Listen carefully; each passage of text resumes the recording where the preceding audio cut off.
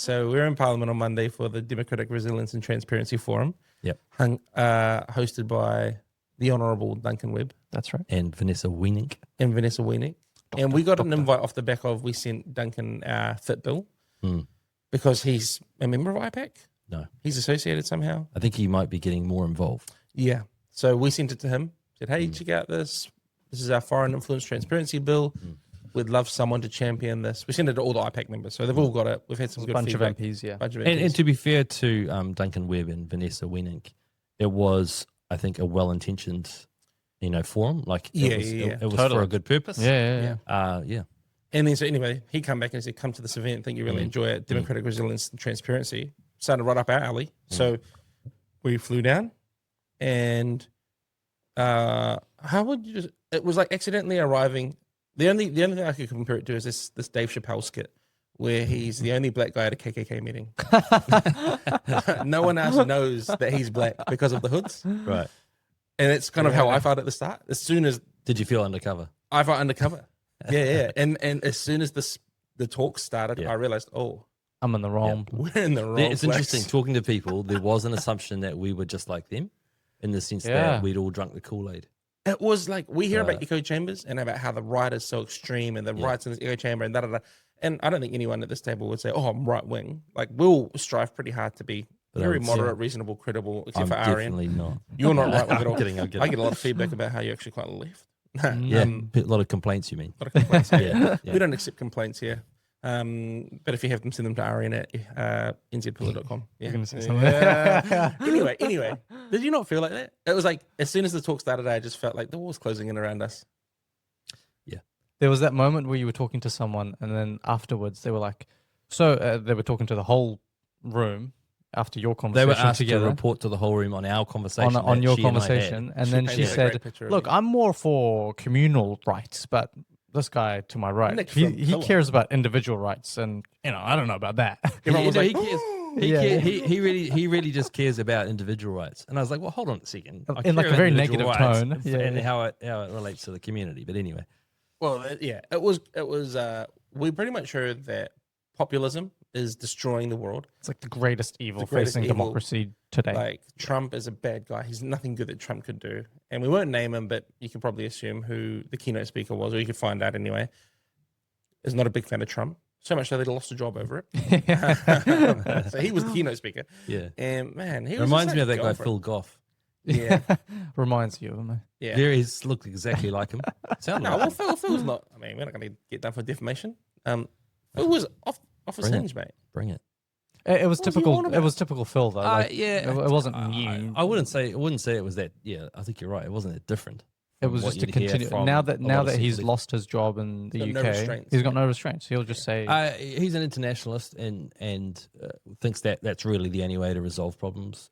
Having said that, there are a couple of things that he would argue for that maybe he would find agreement on the right with. But Sure. No, he's a fan of giving. Was it him that said he wants to give under 16s the vote now, or 16-year-olds the vote? Was that him? yeah. Towards the end of it, he was Yeah. like, He said he'd I've been warmed up against to that. He's like, I He's used to been be against against it, but it. actually now, and I'm like, yeah, because you realize people with fully formed frontal lobes don't agree with you. You don't. Yeah, that's what you're realizing right now. And he said, on the basis that everyone at school would be getting civics lessons. Yeah, but what civics? Who's civics? Yeah. It's like if we get his whole point teaches was it, like right? if we get them early, if we get them voting at 16, they'll vote forever. We need more people to vote. Yeah, but he said on the basis that we can educate them a certain way. Yeah. So what he's doing exactly. is he's like, if we can just indoctrinate young people with our more, public education system, like yeah, as if it's not already bad enough. that's Like right. if we gave 16-year-olds to vote right now, it's not that they wouldn't understand the power of a vote. So they just vote for the most ridiculous things. yeah. What do you tick? Male, female, other. What is other? Are you a dog? Are you a cat? Or they Two-spirit. or they just kind Yeah. of like take the lead from say what's happening at home, what's being discussed at home, and they might well lean But- towards. Even that's then, how many kids now are we actually confident that like they're having these sorts of conversations at home? Sure, I don't mean conversations, but they just hear comments at Yeah. home. I know a lot of like teenagers who have just listened to their parents and repeated what their parents have said at home. Remember when they did the school climate strike, and then that girl was like, "I'm gonna die because of climate change," and she was like 16. Oh my Yeah. days. Like, what are we Yeah, doing I mean here? issues like that where there's this mass hysteria Yeah. and people just think it's the end of the world. Yeah. Then of course, you would get like a significant voting block from that age group. So funny, eh? Mm. Some other things that he made comments on were around immigration. He effectively just attacked New Zealand first, which was hilarious. Everyone did throughout that event, just implied, not explicitly. No one said Winston. No one said. And I First. cannot wait for New Zealand first to hit 20%. Yeah, it's coming. Just to be like, mate, remember that time whether you like it or not. Yeah. Because people's opinions have shifted, like in the public. So throughout the whole event, the word populism, well, right-wing populism, was thrown out many, many, many times, and implied and accepted across everyone that it's a negative and bad term. Right? It wasn't. No one defined what populism meant, and it was just, here we go. We all agree here that populism is bad, and New Zealand First are populists, and it's a bad thing. We need to stop that. And you saw it in comments from the likes of Phil, who were like, social media. Because of social media, the traditional gatekeepers of political ideas, mainstream media, can't control what's coming in and out, and people, as if to suggest that they were the safe hands. They were the safe hands, and that people were being fooled by the ideas of New Zealand First, and that they just needed to have the better information. Being able to directly communicate with your condescending with your voters. Right? Well, he's like, because of these guys, there's no trust now in our institutions. Like, well, maybe you should ask the institutions why they don't represent the people. Yeah, why they've done a bad job. Yeah, and I think we ought to give credit to Bryce Edwards, because in that panel that he was part of, Shout out to Bryce. Yeah, he said, look, it's not okay just to focus on right wing, this emergence on the right of what you can call it populism, or maybe an illiberal form of democratic thinking. But he said this is happening on the left as well, and people need to acknowledge that on the left. He said, and he's of the centre left, Bryce Edwards. So I think he's trying to kind of remind people on the left, listen, wake up. We've got this issue in its own way emerging over on our side of the political spectrum too. Okay, so my question is, and this is a genuine question, why is populism bad? Well, this is what I was talking to we got Andrew Reamer about. Yeah. Sure. Because it's a clear definition of populism is you create two categories of the elite and the non-elite, and you set them against each other. So it's me versus the state. And you tell the ordinary people. And you tell ordinary people, the disenfranchised, that you need to push back against this and that. So the result is not the issue, because the result is the same as the result of genuine democracy. It's the methods that are in question and that are being targeted. Yeah. So the methods are seen as disingenuous. They're seen as too divisive and inflammatory. Right. But the result is you become popular. Well, this is what so you go. Well, I was just going to say, I would add to that, to the definition of populism, that there's also a lot of criticism about populists because apparently they don't follow a consistent political philosophy. So they'll go after policies that are popular at the time, whether or not they're part of a coherent framework of policies, and so that's why those on the right traditionally, those on the left traditionally, will look at it and go, oh, it's just a mishmash. It's basically just chasing votes whenever something sounds good to the public. But we even see that with the likes of National, who have been described as socially and culturally economically right. Yep. It's funny that once we classify someone as a certain political leaning or ideology, they can't have an idea outside of that, or they can't have they can't support a bill outside of that. I think though. Sorry, you were going to say something. I was just going to say because it was implied throughout the whole thing as if populism is this great evil. But if the reality is, and that was the reality that we felt, and I think we felt in Wellington, the reality is many of these people in Wellington do not represent the thought culture of most of New Zealand. No. And so, sorry to say it, but there is an elite culture in Wellington that is disassociated from the ordinary people. These people in Wellington are technocratic. They believe they know better, and these people at this event believe that they know better than the 15% who are currently deciding to vote for New Zealand First. So it's not necessarily a bad look. I don't see why it's necessarily a bad thing if it's accurately describing the reality. Does that make sense? But there's a real, for them, they can't comprehend that someone would disagree with them to that degree, because Phil said it. Oh, NZ First says all these things. They don't even believe that. No, they do believe it. What they're saying about immigration, they do believe. What they're saying about the New Zealand national identity and English being a legal language, they believe that. You just couldn't believe that someone would not agree with you on all these issues, and that they would hold a view that different to yours. Yep. So that's where the disconnect is. It's not around. They're not saying one thing and believing another thing. No, they are consistent, I believe. Yep. But Phil just doesn't understand that people could disagree to that amount. I think too, with populism, the initial recognition that, okay, the system's not working the way that people thought it would or had believed it did in the past. And so what happens is the danger with populism is that people go, well, let's just do away with the rules altogether. Yes. And the problem is it's not the rule in the first place if it was honoured in the way it was intended. Right. Yeah. It's that it's been subverted or it's been bypassed or people have messed around and found, ways of working around it, and sometimes corrupted it. That's right. That's the issue. It's that the law needs to be returned to what it was intended The to LAW be. or Right? the LORE? The LAW. And that's, like I say, that's where populists, I think, can go wrong. Yes. Is that they see the problem. Yep, there are things that we actually heard on Monday were being acknowledged by very seasoned politicians. That's right. Saying we know firsthand that a lot of these systems and laws and procedures are being subverted or are being gamed. And that does cause disillusionment in the public. But I guess this is the danger, is that they then criticize those who might follow the populist movement because they, Well, it's utterly condescending because they were referring to the likes of Restore and Reform in the UK or the ADL or whatever. And the AFD, in Germany. A bunch of others, including New Zealand First Here or Trump, and they just couldn't fathom that there is a significant portion of the population who is voting for these people. Like, as if to suggest that these people are fools, idiots, who do not understand and who've been tricked and manipulated. They couldn't fathom that, maybe I'm wrong and maybe these people have these real, genuine concerns that are actually affecting them, whether it's migration in Europe or in the UK or economics or social issues. I think that the thing is, the argument is not so much that there must be the people that are now voting that particular way for more what you might call populist policies or approaches are right because there's lots of them wanting to vote that way. Sure. Right? It's not right because there's lots of people that want it. Sure. It's that they're ignoring the writing on the wall. They're ignoring the warning signs. These establishment sort of politicians. Yes. And they're not realizing that there is change coming whether they like it or not.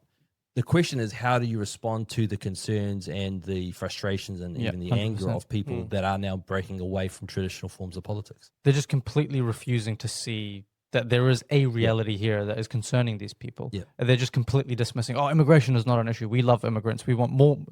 Phil Goff, multiculturalism is the best thing ever. The rules-based order. The rules-based order. People are not following the rules. They're breaking the rules. And we talked about this the other day, and you had some really good thoughts. We're not playing the same game. No. So how can we play by the same rules? If we're playing Monopoly and you're playing Guess Who, it's never going to work. Yeah. I use those games because I played them quite a lot. And it's not that countries in the West haven't at times broken the rules as well. Exactly. But for the most part, we're talking about this is a system that we've actually signed up to, and New Zealand needs, if like free trade, for instance, is going to work globally. Then New Zealand needs other countries to actually honor what they've signed up to with, like, whether it was the World Trade Organization or whatever. But the trouble is that we've seen that, we were talking about this earlier. Yeah. China has clearly dumped certain products, and there are subsidies, right? They just drown our market. Currency with manipulation, or whatever it might be. making their currency. Yeah. Is globalization even a good thing? Because there's benefits, there's undeniable benefits.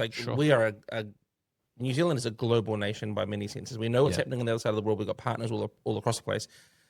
But we think about New Zealand almost third, fourth, or fifth in terms of priority. Yeah, we prioritize relationships with other nations. We prioritize our economic strength of other nations, as opposed to thinking, what can we do internally? What manufacturing, what production can we do internally that would make us independent?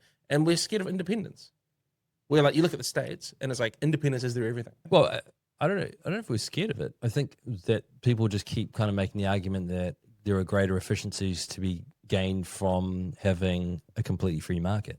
Which as an idea is true, but that idea is an amoral, not immoral, but amoral. There is no morality within it. It doesn't see China as a threat because the Chinese are communist authoritarians who want to subjugate everyone. Well, it goes back to our starting point, which is it assumes that others will play by the rules. Yeah, exactly. But hey, guess what? The world is a moral universe. This is a moral universe, whether you like it or not. Yeah. There is liberty and there is slavery. And that's why I think we can fairly assume that with Australia, while not perfect, that relationship, we have so much more in common there. There is a general expectation that the two sides will reciprocate and will play the game fairly, except when it comes to cricket. And the further you go out, though, in terms of cultural and social kind of norms that we share, the more diverse that becomes. and especially political norms. If the political norms are very different, that can change as well. Yeah, exactly. I would never show up in another nation, and I've heard people talk about this. I would never show up in Japan and expect to be able to do everything the way I want to do it. Like, if I'm getting on the train, I can't just bust my way through the line and get on the train. In Japan, you line So what are we up. talking about now, though? Are we talking about In terms of social norms? social Social norms, Yeah. like what you're talking about, and cultural expectations. Because in Australia, we can very much live the way that we live. But then this is the issue, right? We have all these partnerships, and the world is so small now, in a sense. We can get anywhere. We're 16 hours, 18-hour flight from our furthest other nations. And people just come and they do whatever they want, set up shop however they want, don't abide by the rules, don't abide by the laws. And then if you acknowledge that, then it's like, oh, you're a racist for acknowledging that. Whoa. I think a lot of people have called it out for a few years now, and it's people are getting desensitized to that. To the word, term, which is right? a terrible, like, It is sad. when you cheapen words like racism, or, like, there are Like, people, people even who woke. are actually, Even woke. woke, Yeah, to there the are point people where who people are go, there's actually no racist. such thing as racism anymore. Yeah. Well, of course, there's still racism, Of course, but now people are not, reacting to the term. You're because it cheapening just the is- words. Yeah. And this is the same with populism, right? It's a label that we slap on people. And all of these labels are intended to discredit and to That's right. avoid engaging Yeah. the substance of Yeah, an of idea or a person. Absolutely. Yeah. And it ultimately all comes back down to debate, free speech, the marketplace of ideas. Yeah. Because if you can just say to someone, oh, well, you're a populist or a racist or a bigot or a Nazi, I never have to tell you why I disagree with you and what my counter offer is. And that's what we didn't hear in Wellington at the event. Any counter offers, any counter ideas. All we heard was, these guys are trying to change what's happening. We don't want them to change what's happening. We don't think change is necessary. Well, absolutely change is necessary. We're in a bloody fuel crisis in the middle of a global conflict. We've got no internal manufacturing or production capabilities. We're closing down our factories. If New Zealand becomes isolated and we hitch our wagon to China and then a blockade gets set up, we will literally starve to death.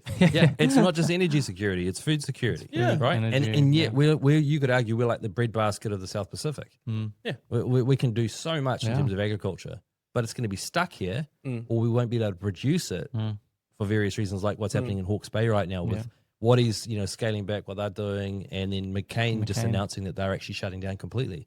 So we're not going to have local fresh produce supplied to our local Our market. own people, let alone exporting it out. And so then what happens, right? Are we still going to stand by this complete free trade, like Globalisation approach? Yeah. To me, it's like we're going to have to start modifying based on the changing strategic environment. So, someone said it a while ago, but they said we're in an age of where we're transitioning from the multilateral age, which is globalization. Everyone in the whole world is friends. Sure. To a plurilateral, big word, plurilateral phase, where it's like we're friends within our own blocks. So we're friends with the EU, we're friends with the Pacific, we're friends. Not necessarily, but we're competing or even, disagreeing with the Chinese and the Iranians and those other. So I think that's some of the growing pains right now, where we're seeing New Zealand having to realign itself with friends. But if we're too slow, we'll pay for it. I think, look, it's going to be a hard few months. I said last time less than 6. It's going to be a hard few years. Well, and I was going to say, but we have to undertake this journey. We have to undertake this journey to sort of establish a sense of, I think, identity as a nation, patriotism within our nation, Sovereignty, independence, sovereignty. I think we need to establish, again, we need to return to innovation as opposed to, like you say, all these friendships. Like friendship has taken us effectively to the bottom of the line. Innovation made us a world leader. Like, why were we respected as such a small nation on so many fronts? And people would actually come and consult with us on things.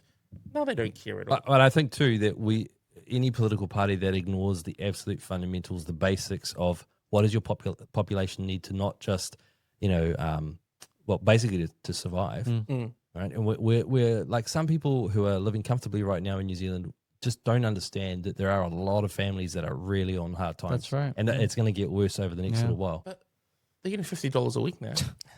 Which I shouldn't have made that joke. I actually thank you to the government for actually doing something. Sure. Yeah. Like, at least that's look, precise and directed. But to be fair, like people at the upper end, they don't need it. And they haven't gone and it's taken from what's already been allocated in terms of the borrowing. So it's not borrowing on top. Yeah, it's not new. I listened to this Duncan Garner clip this morning where he talked about for every 10-cent increase on petrol. Have you seen this? I need to know where we got these numbers, but for every 10-cent increase on petrol, the government makes another $60 million in GST. Really? Yeah, apparently. Sure. And he's like, that's the quiet truth that no one's telling you about. I was like, whoa, I'll that send it true? to you. It's really interesting. I was under the impression that it's a fixed amount. It's not a percentage amount. Oh, okay. I'll send it to you and you can tell Yeah, me. okay. Fixed down or what?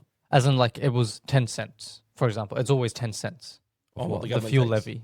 Yeah, but Not the he's saying GST. in Ah, you mean GST. like a GST? flat levy? Yeah, I thought the levy was like a flat levy, not a GST levy.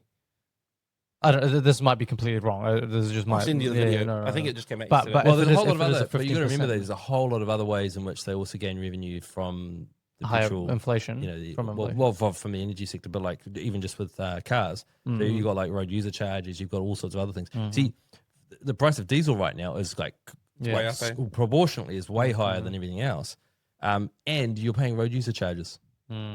So that's going to do all these transport right. businesses out of Interesting. business. And was it you who said, or maybe it was Duncan, who said, you know, New Zealand's production runs on diesel. They don't run on 91. Yeah, well, I was saying it. Yeah, Yeah. But I mean, it's everything from our agricultural machinery, tractors, you know, all of that. In order to keep our industry, our agricultural sector going, we're going to have to figure this out. It's going to take the whole country down if we don't. Yeah. Yeah, look, I know last time I said 6 months, under 6 months. Very ill-informed take. I appreciated your optimism. No, I want to be optimistic, you know? Yeah, of course. But here's the thing. I absolutely think it's going to get harder. But I believe on the other end of that is still the greatest nation in the world. Like New Zealand, I still feel it's the greatest nation in the world. Yep. Despite all of our difficulties and disagreements. If we do this properly, if we have the right leadership through it, which, to be honest with you, is not the opposition, it's the current coalition. If we have the right leadership through that, we can come out the other end. David Seymour was talking the other day about how they have a pathway to be surplus by the end of the decade. Yeah. Labour can't say that. Do you see Chris Hipkins on with Ryan Bridge the other morning?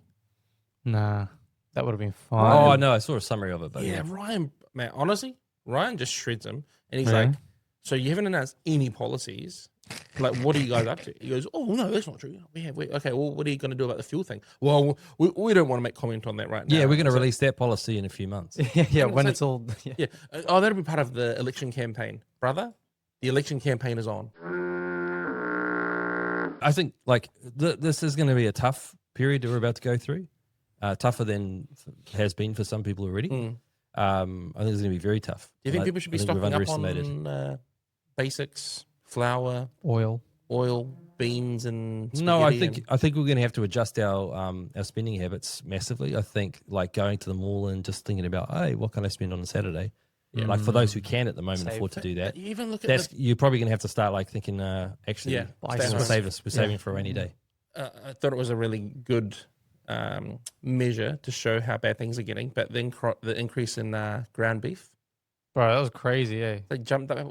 Yeah, 22 bucks Yeah. a kg for the cheap mints. They were talking about how this is the product that people want It's the times go-to. to go It's the to. cheap So, one. Yeah. Yeah. At this point, what are we doing? Yeah. That's what we need. Yeah, get some home kill or So something. this is the thing should do that that. whether or not like you agree, whether you think it's a question of fairness and all of that kind of stuff, just from a pragmatic point of view, if you're a politician and you ignore what's happening to a lot of working families right now, Yeah. where they are like really trying to make ends meet, but these fuel increases, that's going to take away like basically it's going to mean that you cut back on your food budget. So right. we are seeing people already going to more food banks who are working and they're Yeah. in full time Sad, eh? employment. They're just not earning enough in those roles, and we're going to see more unemployment. Yeah. So it's not enough to go, oh, well, if these people really wanted to better themselves, you know, they could Yeah. go and get education and they could apply for, you know, be more ambitious, blah, blah, blah, Yeah. blah. Right. Okay. You could say that about a certain percentage of any population.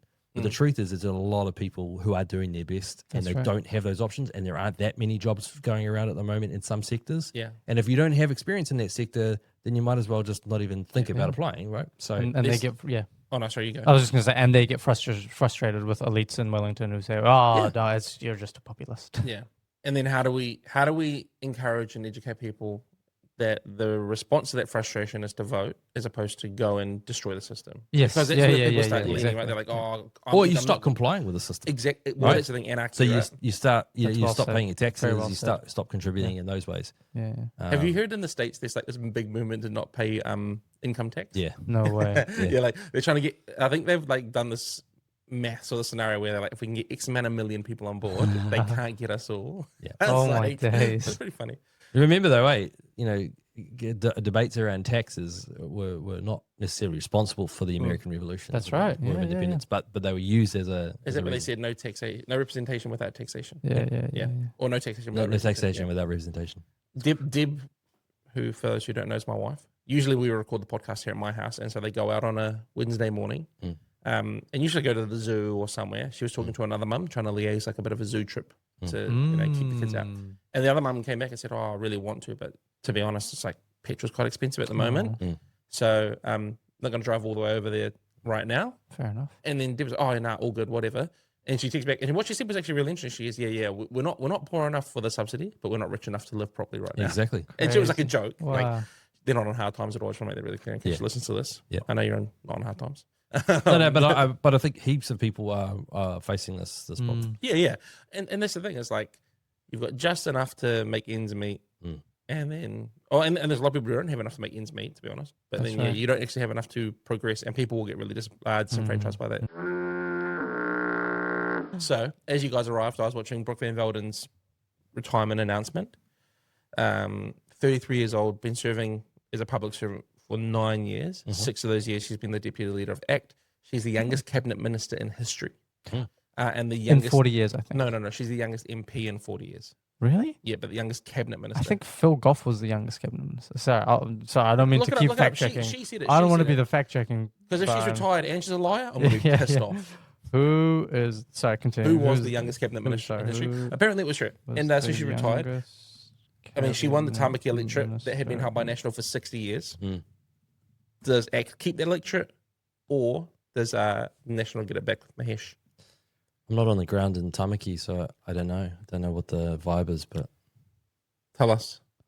This is what the youngest cabinet minister in New Zealand history is generally considered to be Winston Peters, who was appointed to cabinet in 1975 Yeah, at age National 30. Party. National Party, Back then. Entered cabinet in 97 in Robert Muldoon's government. So I guess Brooke probably just missed by a couple of months because she's 33. Well, she said in 40 years. She's the youngest in 40 years. So So since 40 No, 40 no, years no, ago would have no, been listen. 1976.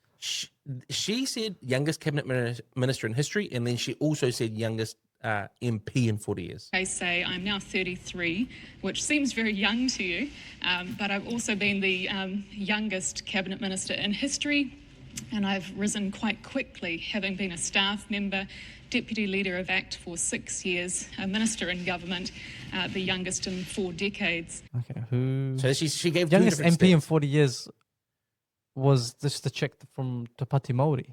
She was. Oh, sorry. Yeah. Bro, why are you trying to call out Brooke, man? Well, This is what she's leaving to the public Yeah, because of she's us. had Like enough. you. she's lovely. so-called fact checkers. Yeah, fact fact checkers, checkers. Holy- fake news, false information. Anyway, That began when she was very young. Next to Phil Goff, she's the youngest person ever to make cabinet by about 8 days. I think Goff was 8 days younger when he got appointed to cabinet. do they keep Tamaki? Depends on who they put there. At the moment, I think the National Party has a bigger name in Tamaki running. You look pretty good in pink. I look good in pink. Oh, ACT is pink. I was This like, guy. Talking to this guy is like, it's a buffer. He's always got a buffer. ChatGPT. Any reference. He's like, ChatGPT. do you filter it through Farsi and then you're like, oh Yeah, I translate it and then and then back into English. and then I through reply Chile. in Farsi and then I change that to English. then you fact check it with your commentary. No, it's good.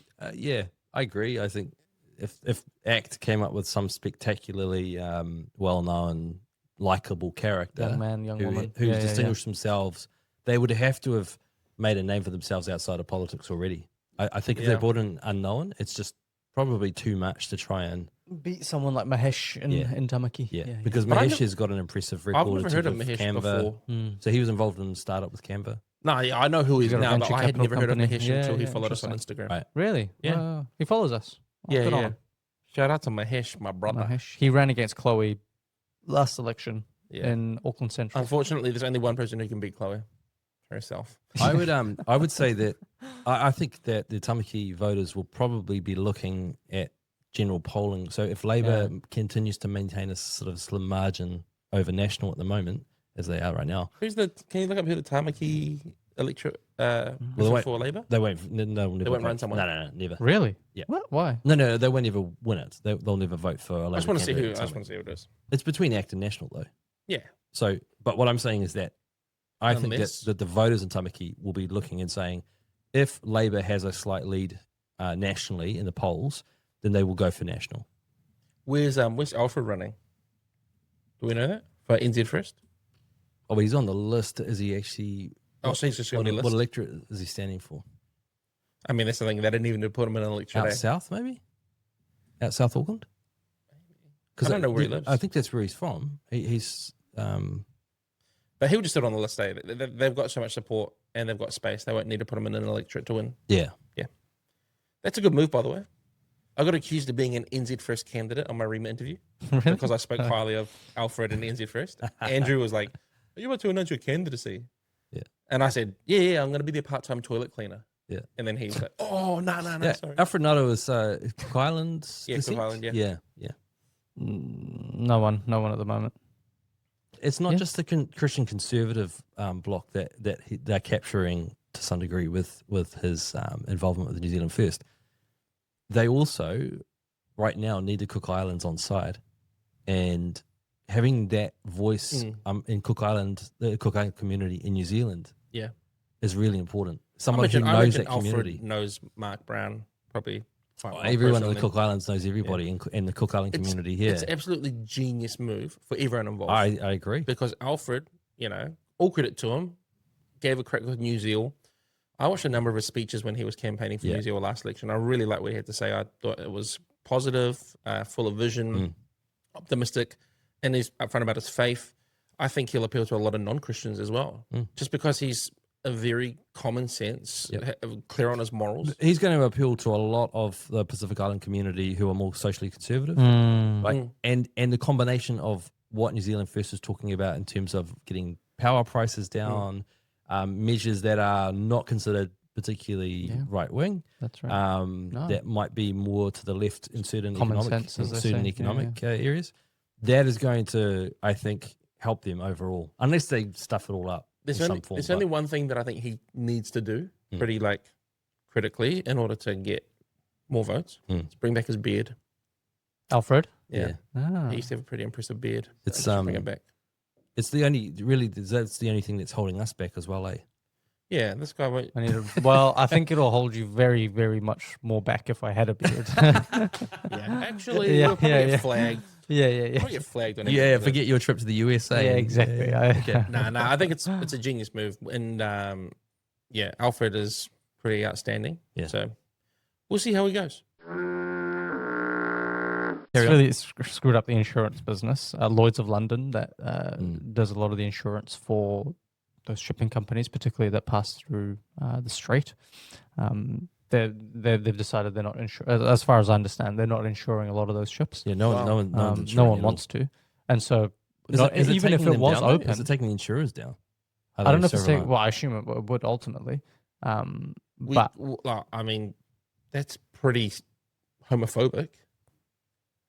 Because if they don't insure the ships, then there can't be any lesbian captains. That's right. Yeah, because the risk of error is way too high. That's right. I don't think there would be many lesbian. First of all, I don't think there'll be any Can woman we not captains. talk about geopolitics without having a laugh as well? First of all, there's no woman captains in the Middle East. Yeah, there's no lesbian captains in the Middle East. There's no woman captains. Homophobes. First of all, and then let alone a lesbian. Yeah. Okay, slightly different point, but what about the effect that this is having on oil supplies to China? Because China is arguably has been taking up to 80% of Iran's oil exports. Right. Yeah. Up until this crisis. So and it's 15% of China's own oil exports imports come from Iran. 15%, and you pair that with the 15% that was coming from Venezuela. That's 30% of China's oil imports were from Venezuela and from Iran. Yes. That's a big hit. 30%. Yeah. But that'll affect everyone in terms of who manufactures in China as well. It's obviously going to affect a lot of heavy industry where there's a reliance on diesel and oil. And plastics and and then petrochemicals and fertilizer as well. Yeah. That's a big one. A lot of fertilizer. We forget that China does produce a lot of agricultural products, certain types of things. Probably helps that their population's only 400 million. Because they don't need fuel for 1.2 billion. In just one city, yes. Correct. It's a psyop. So, but there's a big question around this. Does it harm China economically? Yes, to some degree. No one's going to get through this unscathed. But does it also dampen their enthusiasm for Taiwan, going after Taiwan, or and therefore delay any action against Taiwan? Like they might not have the resources to do it. Yeah. Or does it prompt a kind of opportunistic grab for Taiwan now while the US are still entangled in the Persian Gulf? But the US would just abandon the Gulf, surely, if it's Taiwan. Surely, leave it to would they, Israel. though? And the question is whether there's enough domestic support for another conflict now, even if it's a more justified defensive action. Did Trump get into any conflicts in his first term? No, that He was didn't, that was the his reign of big thing, peace. He's That's what he like, campaigned on. He's in like, the second term. no conflicts. Yeah, okay. Yeah. And then now he's going to be like, 4 conflicts, because he's Yeah. done Gaza, he's done Ukraine, Yep. and he'll do he did- Iran. he and did like China. 9 and peace deals. interestingly, Cuba sounds like it could be on its last legs right now. I saw This something is about exciting. Cuba. Yeah, the embargo on oil. So I wonder whether there is I don't know, is it 50-50 now that Taiwan, that they go after Taiwan? I don't think that they'll go after Taiwan just yet. Why is that? I don't think they're prepared. I think if they do it, they want to do it right. Just remember though, the longer China gets prepared, the more time Taiwan The has to Americans- buy and the Americans have and time arm to further. prepare. Yeah. It's, But it's just that China's done a huge military purge within the last 6 months. I agree. They've kicked out a lot of people. Have they? Yeah, they've kicked out a lot of people from their foreigners? top. No, from their own military ranks. But see, Yeah, and I agree, and I think I even made that point to you the other day. Yeah, But so but you thought that was a great I've idea, been it was wondering actually a great idea. whether maybe my assumption there is a little naive, because you purge your top leadership who have military experience, like actual combat experience, right? But then how do you replace that? You don't. Unless you go to war. Totally, no, I agree. right? You don't, but So there's no one below you in the ranks that has combat experience, because China hasn't been to war properly since the end of the That's right. 1970s with Vietnam. yeah, So there's no one to replace anywhere in the system now. yeah. So does that mean they just put off any conflict with Taiwan or anyone else Or forever? they just prepare. Well, I'm sure there'll be two ICs and things that they can put in. But I also think the Chinese have had a slight wake up call, because half of their crap doesn't work in Iran, and their air defense systems failed in Venezuela and failed in Iran. So they're probably sitting there thinking, "Oh, we should probably fix this before we touch the Taiwanese." But no, that's a very fair point. And I wonder too whether when there's a domestic crisis, when it comes to say the economy, social unrest, which is apparently growing in China, and there's a lot of younger people that are unhappy. The move to start a war, to go after something, to try and rally the base, the population, it's a common play, right? Common play in the playbook. So see what happens. Is Taiwan going to be there? Some interesting patterns that we're seeing just yesterday or the day before. The EU and Australia signed a security pact. Yep. And specifically deal noted, as well. and a free trade agreement. But within that defense pact, China was mentioned. Within the last couple of weeks, there was a report from America talking about increasing American engagement in the Pacific in the face of Chinese involvement there. We had the New Zealand and Australia defense talks, which again mentioned the Chinese. And the German foreign minister was in New Zealand just last month. Yep. And again, there was talk about the Chinese. Yep. So that's just 4 within the last, say, 4 weeks. Yep. 5 But weeks. is there any appetite at this point for Taiwan to help protect Taiwan, to help support Taiwan? I think we're preparing. I think we're waking up to that. We're feeding ourselves that appetite, I think. Yeah, but for But not Taiwan, right now. I'm not sure for Taiwan. You don't think so? No. As in the West to protect Taiwan? Yeah. I think Really? a lot of people are thinking, oh, Taiwan, hopefully they survive. But Especially if with they the don't, new we woke fall right back. as well. The woke right is like, no foreign wars. That's no- right. And what's happening with Iran, whether it's morally justified or not, is it's only kind of being used by the new right to justify their position about no intervention overseas. So I have a bad feeling that Taiwan is going to be even more on its own in some respects. It's over. Well, I don't think it's over, but yeah. Trump reckons it's pretty close to being over. Jesus is coming back. That's what he the means. other day. Let's just He see how the see stock this? market What'd he say? responds. He's like, We destroyed them in 2 to 3 days. Yeah. And it's pretty much done. Yeah. We destroyed their navy. I told Pete we could have used those ships. I wasn't very happy with them. And that was our objective. Yeah. Yeah, that's funny, eh? What Why would you want the Iranian warships? I suppose they probably used to be American warships before they got left behind by former administration. But anyway, No, a lot of that stuff is made in China. Yeah. Well, the militaries. Iran was buying F-16s from the Americans. They were like the only country in the Middle East that had the top fighter jets from the Americans. Yeah, before 79. Before 79. Yeah. true. That's what they still have left. So And the Russians too, right? So the Russians have supplied them as well as the Chinese. The Russians are busy now, so busy wizzy. I have a feeling that this Iran thing ain't going to go away quickly, even if the US pulls out. So digital ID, there's been some more information coming out around the New Zealand digital ID and the government one-stop shop app, and the fact that it'll be voluntary, and you have all your credentials on there. You were reading through what was that? Was that a? It was just a report update on the vibe of digital ID in New Zealand at the moment. So I obviously talked to that expert a few weeks ago. Yes. Now. I walked away feeling like, yes, the technology exists to do it well. Yeah. But, and I said this to him, I said, well, I believe you that the technology exists to do this in a way that would be effective at not violating people's privacy and security and all sorts like that. I actually just still, the human factor is still too big. Like, there's no way you can guarantee me that there's not a back door. And he said, yeah, well, you are right. There's a back door to everything. And in fact, you can turn it on and off.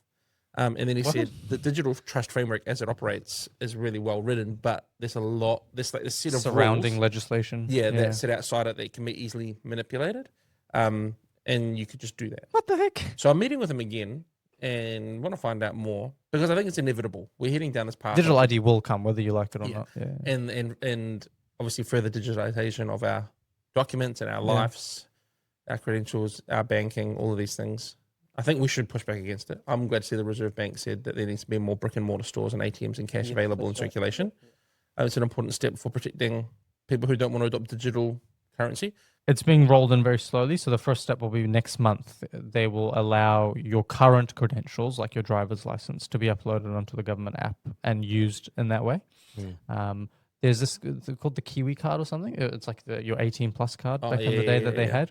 They'll allow that to be uploaded onto the app as well, so that you don't actually have to have the physical card. You can just show your card, when you're trying to buy alcohol from your phone. So that's the first step. And then the next step is that they're going to introduce direct communications from the government or government agencies. Yeah. Australia. No, straight there to the app. Yes. Straight to the Instead app. of via the media. Well, just via like different websites. So it'll be another platform. It'll just for the government to communicate with you. The example they gave was like your vehicle registration from NZTA or I don't know, vaccine stuff or travel advisories if you're traveling. One-stop shop. One-stop shop for all the government agencies to communicate with people.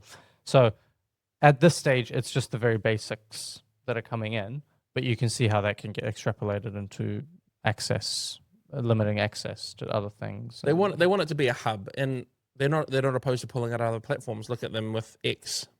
So we've got Parliament and the courts now both off X, which again, I'm not actually that bothered about it. Sure, I understand why some people are. It's not the hill that I'm going to die on. But then the move to Blue Sky as the alternative, that's pretty crazy. That shows a clear bias. It's quite indicative of where these people stand.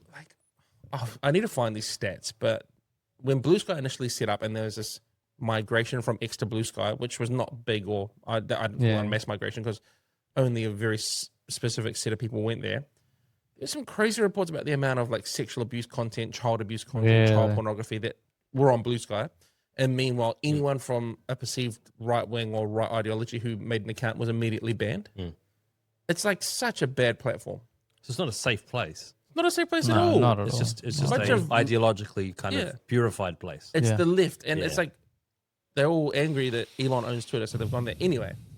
So to take it back to why I made that point, the government absolutely could stop communicating through other avenues and say that the place to get all the information that we have is on our app.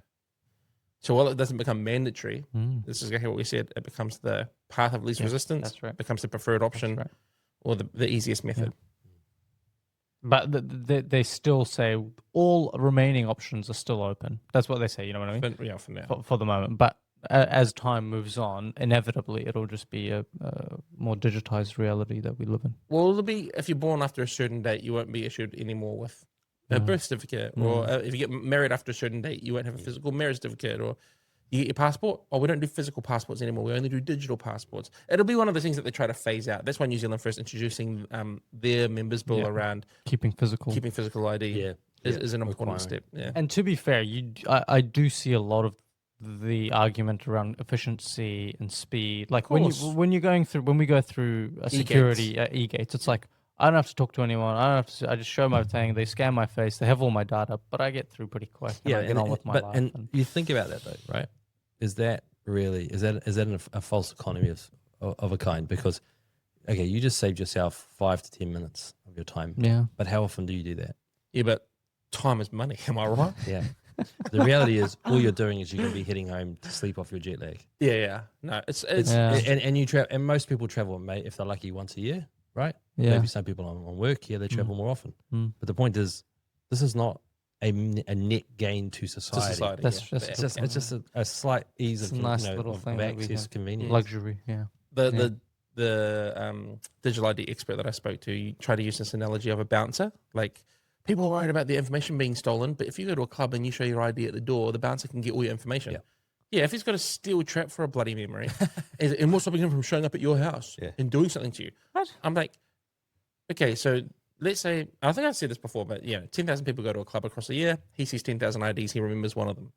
Okay, with digital ID, you can remember 10,000 IDs in 1 second, and you can sell it off to everyone else. And then it's one security guard showing up. Now it's the entire New Zealand police force going to 10,000 houses. This is the problem. Is that people seize on these like supposed benefits, which are like marginal at best. Yeah, and then the same is true with the threats. They're like they pick up on the wrong kind of dangers. And go, this is a big deal. It's not a big deal. But also, it's the other things that are a big deal. Convenience is what's sold to the public.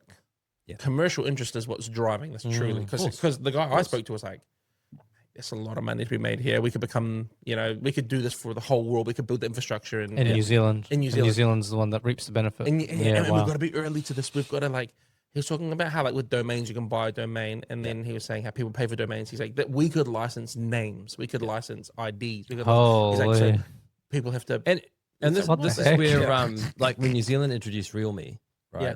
Back in, was it 15 years ago or something like that? Yeah, well, I remember having to do RealMe 2016, but it was around before that. So it was over a decade ago, I think. But Australia then followed suit, and they actually based a lot of what they did with their own system on what we did here. Oh, well, I would imagine it was the same platform that built it, Meta. Right.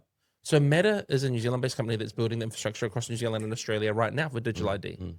So New Zealand is definitely leading in this department, in this part of the world. We've got to be careful that our egos don't get in the way here, because we like to think, oh, we're the best at rugby and the best at yachting and the best at doing digital ID. And it's like, yeah, cool. But there are certain things you don't need to be too proud of. What's that thing of like, Ernest Rutherford splits the atom. Yeah. Amazing achievement. Nuclear weapon. Whoa, you ask the people. And now we're nuclear free, but we still have him on our $100 bill. Yeah, exactly. It's now 50, isn't it? Is he 100? $100 bill. Wasn't that 50? No, 50's Aparanata. That's right. Yes, Winston Peters. Yeah. Kate Shepherd on the 10, Queen on the 20. Edmund on the 5. And Sir Edmund on the 5. And then soon to be David Seymour on the $1 note. Like in the UK, they want to get rid of Winston Churchill and a couple of other people. They put birds. Put wildlife on there instead. Someone should honestly troll them and be like, we should put Muhammad on one of these and see how long it takes them to realize that that's not a good idea. They'll do it. They actually will do it. Oh, yeah, what does he look like? Get what some is he doing? votes. Got a photo of Muhammad? They'll get some votes for that. Why not? Ask the newspaper in France where the guy got shot. Ask him to draw it for you. My gosh. Yeah. Parliament event. To be honest, waste of time. A real waste of time. But you know what wasn't a waste of time? Spending the day with you guys. That's what I was going to say. I think it was instructive. I think it was informative. It was actually. It was a good reminder, not because of the specifics of what they said, but because it actually was a good reminder that we have a lot of people in Wellington at various levels who just aren't realizing the bigger picture here, who are not looking at the really big issues that we're facing and the structural issues that we're going to have to reform and come up with solutions to.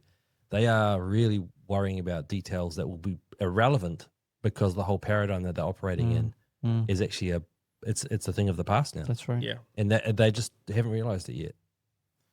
No, absolutely. I agree. Vision of the anointed, as Thomas Sowell puts it. Yeah. Mm. It was good as well to remember that there's rooms like that we're in that, to be honest, are echo chambers on the other side of it. So just nice to get out and hear a different opinion here and there, you know. I disagree with you on everything.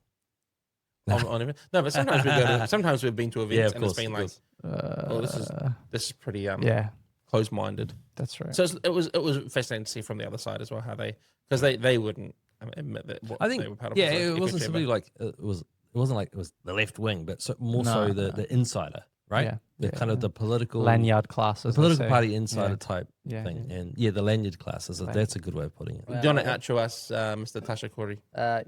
Sure. I just want to say thank you all for listening. Thank you for watching. It's been a big week. Things are heating up in the world, in the Pacific, in New Zealand. Yep. But as always, the most important thing is your family and your friends. So love each other. Thank you for listening. Thank you for watching. Stay in touch. Stay in tune. We'll see you soon. Nice. Yeah.